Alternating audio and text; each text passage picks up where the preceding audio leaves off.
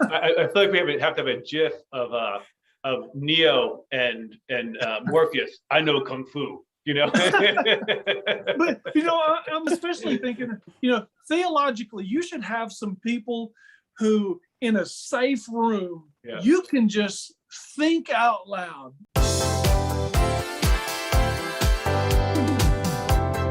What are some things, some steps you go through? I think openness, it begins with openness. You got to be able to clarify what it is you're talking about, and let people give you feedback to help you clarify. Because sometimes you're not a great communicator of your idea. It's just a nascent idea. Just imagine, think about this, building a house. If I were to sit down with you and Bert and say, how do you want your house built? I'd probably sit down with some bum wad paper and you say, well, we really like a dining room. So we draw a circle there and say, what do you want the dining room to be? Well, I want to be able to sit 10, 12 people there, or my 17 people. You have a big dining room. So that begins to drive the process. Where do you put the kitchen then? Where do you put the living room? And do you want the bedrooms connected, right? So I'm drawing that. But if I would talk to a builder, you say, how do you build the house? Well, you got to start with the foundation. So two different conversations and two different ways of thinking are going on for a same goal. And you have to understand the process for your church. Are you talking to builders or people who need the general idea? And you got to start with the idea and let that idea grow. And you need to know what process works for your church. Like for a church with a little bit of staff, you want to make sure your staff knows first and foremost, if you have a big idea, that they're then able to feel free, that you're clear on it. You feel free to discuss it with their key people they're connected with, and they're kind of talking about it. And then you should have hopefully you have your ministry leaders that meet every now and then. And that's the booger in small churches, because you can have a ministry team leader and you always have those 2 or 3 people that don't show up because they don't value the meeting, but they're the ones that they get offended, or they get, I was left out, and you're going, because you didn't show up. And you got to find ways to communicate with them, maybe with an email or a Vimeo or some way to communicate that once the group decides, before you go to business meeting in a small church. That's what I find works best. And by that time, you begin to see buy-in. Like I can tell you, our church now is doing 1%. We kind of refocused our giving to give a little bit more to our associational ministries. And I talked to everybody. I knew that was an old Southern Baptist that was pretty influential in each age group and each kind of demographic before I even really broached it to the church. And by the time I broached it at the business meeting, nobody questioned it, because all the people that really would have been like, well, are you trying to pull out?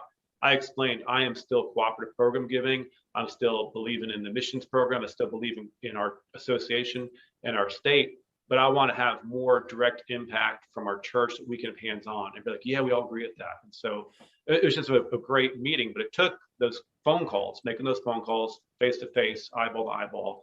Yeah, Jim, what you've described is what I call building your base. Mm-hmm. It's building your base. And that's not a bad thing. So some people say, well, that's just church politics, et cetera, et cetera. No, that's different. If you're being manipulative, right, exactly. That's church politics. If you're trying to be manipulative, right. But that isn't being manipulative to try to help people understand. You're giving them the informal opportunity right. to process out their thoughts, to give feedback. I would much rather be sitting in brother so-and-so's, living room, or even with a few people, and present something and him get all upset and go, I can't believe you're going to do whatever. Right. I'd rather it happen there so we can dialogue and talk it out than it happen in a business meeting, because then that impacts a whole lot of things, ultimately not making a decision at all. But what you just described was building your base, connecting with key people, letting them connect with other key people. So by the time you got to your business meeting, you had unity in the business meeting. It went right through because people had processed out and thought it through and were like, well, yeah, that's what we need to do. That's great. Bert, how about you? 2 things here. One, sometimes you have to help people realize that the issue on the floor is not the big issue. For us, for example, this building is not necessarily the issue. The question is, what kind of church are we going to be? Are we going to be a church that utilizes on-campus buildings only, or are we going to transition to the kind of church that uses homes for Bible studies or so forth? That's going to help drive what we need to do with this building or not. So we have to figure out, who do we want to be and how do we want to do church? And then let our buildings fall into place, as opposed to, okay, let's build a building. Now that's going to tell us how we're going to operate. So with the leaders, that's the discussions I have to have. And I've used this illustration with some of our leaders before, especially with my pastor's council and so forth. I say, this is the dojo. If you're familiar with martial arts, man, this is the time where in here, theologically, we either hammer it out, because in a dojo, that's where you pull your punches. You practice those hard skills. You have those hard conversations, but you're doing it with people you love in a safe setting, because you know in those meetings, they're not out to hurt you. They're out to let you know, here's the questions that are coming when you get outside of this room. And so you start having those conversations with some of the men in your church, or those influential ladies, you know, that they're the ones that drive everything. Have those conversations in a safe, quiet place long before you get to a business meeting. In a business meeting, you really don't want to be taken by surprise. Now, I wish I could say that that's happened every business meeting I've been to, but it hasn't. I realized in the business meeting itself, I needed more dojo time. But hopefully that's where you can have those padded slaps and those practice kicks, so that you know what's coming once you get out there. Yeah, you're making me really nervous saying that we have to have practice kicks in the church.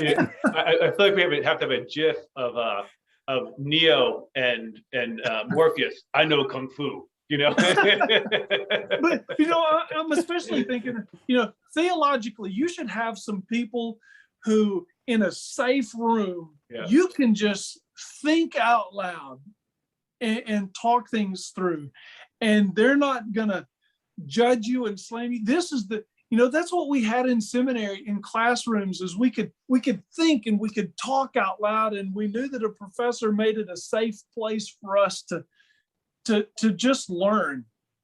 That's what the church should be, especially before a business meeting that there's going to be something potentially contentious. Well, where's that safe place that you can just think through all of those corners and angles, so that you make sure you've covered your bases? I think that goes back to Bobby's relational IQ or EQ, where you've built that base and people trust you. You can say things that we have to discern how much time we really need, so that there can be unity in the church when those formal decisions have to be made. And sometimes we get it, sometimes we don't. But we need to really, even the times we don't get it, I can remember we brought a policy before the church. It was a wedding policy. The church was having all kinds of issues, people breaking things, et cetera, et cetera. And we were a church, a lot of people wanted to use our facility for weddings. And so we went through the process, went through the council, that we had a church council and all that kind of stuff. Had a great policy put together, did the research, brought it to the church. Timing was wrong. It blew up. It just blew up. And so instead of trying to go ahead and push that through, I realized there had not been enough time. And so as the moderator, what I did is I said, look, folks, we just need to table this. Table this. We're not going to make a decision on it. We're going to send it back to the church council who's presenting it. And in time, we'll bring it back. You know what I did?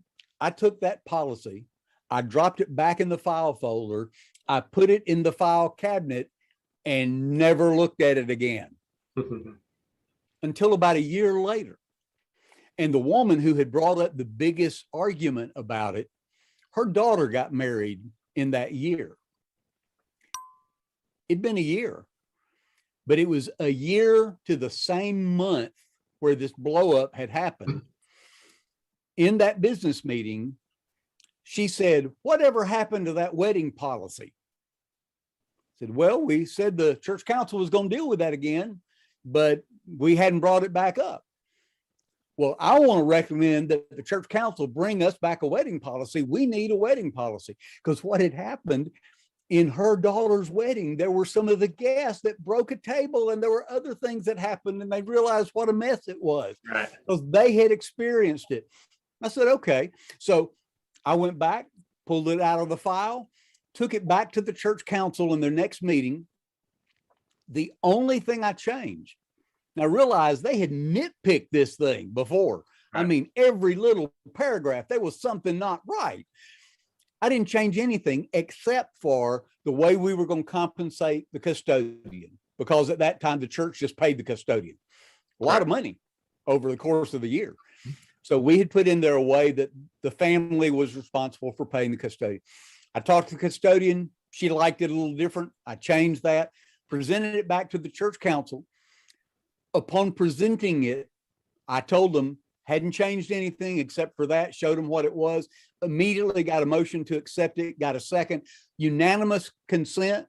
Let's present it to the church as is. We took it back to the church, presented it to the church. Of course, we passed out copies ahead of time, that kind of thing, but we presented it to the church night of the business meeting.